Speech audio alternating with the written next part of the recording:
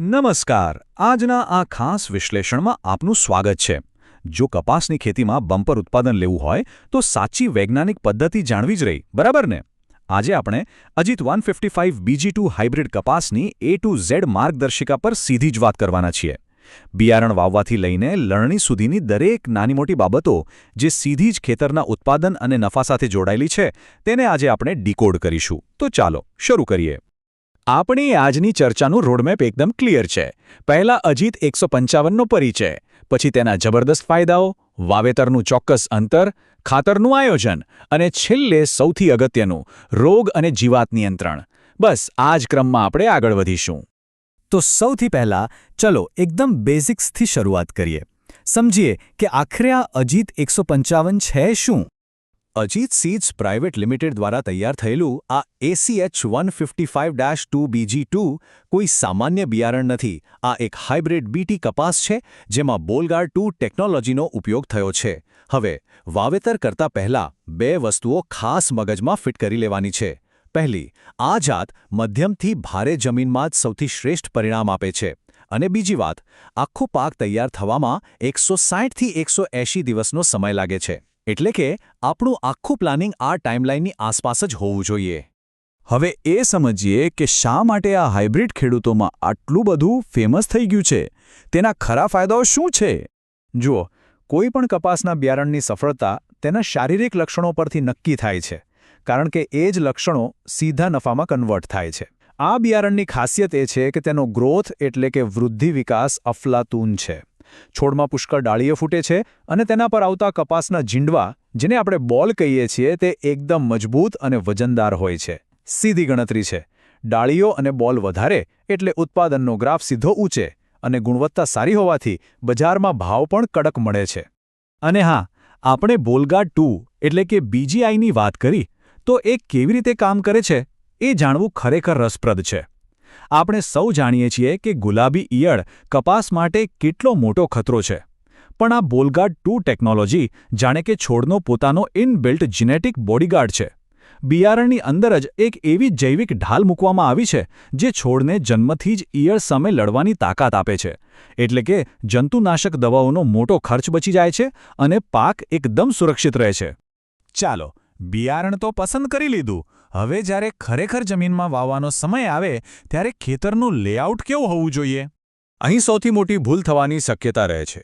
બે ચાસ એટલે કે પંક્તિઓ વચ્ચેનું અંતર બરાબર 4થી 5 ફૂટ હોવું જ જોઈએ.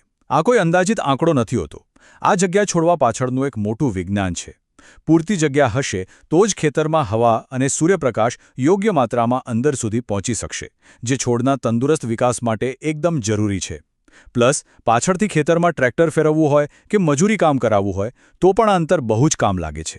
હવે બે ચાસ વચ્ચે આપણે 4થી 5 ફૂટની જગ્યા તો રાખી, પણ એક જ હરોળમાં બે છોડ વચ્ચે કેટલું અંતર રાખવું? એ અંતર માત્ર 1.5થી 2 ફૂટ હોવું જોઈએ. આ બેલેન્સ સમજવું બહુ જ અગત્યનું છે.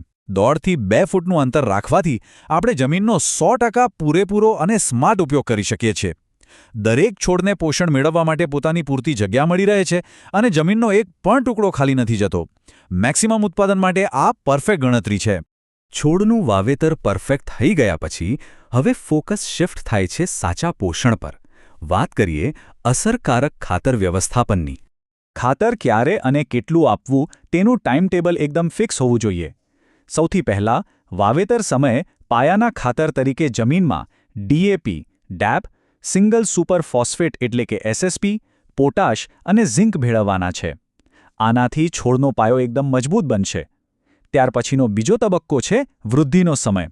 જ્યારે છોડ ઝડપથી વધી રહ્યો હોય ત્યારે તેને યુરિયા આપવાનું છે. પણ હા, યુરિયા એકસાથે બધું જ નથી નાખી દેવાનું. તેને થોડા થોડા ભાગમાં નિર્ધારિત સમયે આપવાથી છોડ તેને પૂરેપૂરું પચાવી શકે છે અને તેનું બેસ્ટ રિઝલ્ટ મળે છે. અને હવે છેલ્લો પણ કદાચ સૌથી ક્રિટિકલ તબક્કો, પાક પરિપક્વ થાય ત્યારે તેનું રક્ષણ કેવી રીતે કરવું? પાક જ્યારે ખીલીને તૈયાર થવા પર હોય ત્યારે અમુક દુશ્મનોથી ચેતતા રહેવું પડે. ખાસ કરીને સફેદ માખી, થ્રિપ્સ અને પેલી ખતરનાક ગુલાબી ઈયળ. ભલે આપણા બિયારણમાં ઇનબિલ્ટ રક્ષણ છે, પણ છતાંય ખેતરનું નિયમિત નિરીક્ષણ કરતા રહેવું મસ્ટ છે. જો ક્યાંય પણ આ જીવાતોનો ઉપદ્રવ દેખાય તો તરત જ એક્શન લેવા પડે. જો આ છેલ્લા તબક્કે થોડી પણ બેદરકારી રાખીને તો આખી સિઝનની મહેનત પર પાણી ફરી વળતા વાર નથી લાગતી.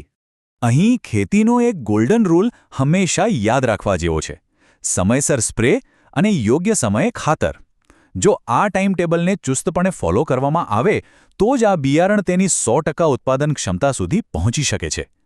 આ કોઈ સામાન્ય સલાહ નથી, પણ વધુ ઉત્પાદન લેવા માટેની આ એક માત્ર સાબિત થયેલી ચાવી છે. Timing is everything. તો હવે આ બધી જ વૈજ્ઞાનિક માહિતી જોયા પછી એક સવાલ આપણે આપણી જાતને પૂછવાનો છે. શું આવનારી સિઝન માટે આપણી ખેતરની તૈયારીઓ, ખાતરનું આયોજન અને રોગ નિયંત્રણની આખી સ્ટ્રેટેજી આ માર્ગદર્શિકા મુજબ એકદમ રેડી છે? આ પ્રશ્ન પર ચોક્કસથી વિચાર કરજો. આજના આ વિશ્લેષણમાં બસ આટલું જ. તમારી આગામી ખેતીની સિઝન બમ્પર અને અત્યંત સફળ રહે તેવી ખૂબ ખૂબ શુભેચ્છાઓ.